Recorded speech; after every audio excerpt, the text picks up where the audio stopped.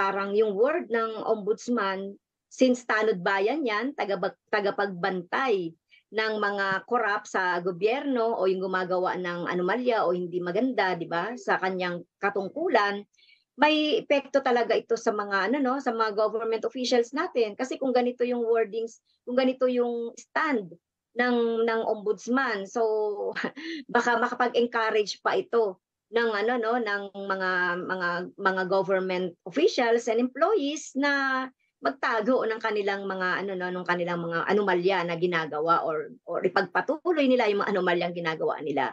Kaya so yun ang magiging ano 'no, yun ang magiging tingin ko magiging epekto. Yung sa SALN naman talagang kino-question natin ito, Sito, kasi talagang it goes, beyond doon sa RA 6713.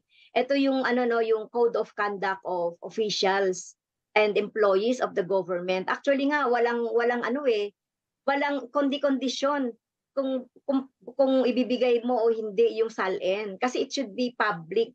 Kami nga sa Makabayan Block kapag nagsasubmit kami ng ay kapag naggagawa kami ng SALN, napa-receive na namin ito sa office, do'n sa accounting office ano, sa responsible office, ay sabi namin, puwede 'yan na makita ng reporter kasi wala naman kaming itinatago or ano.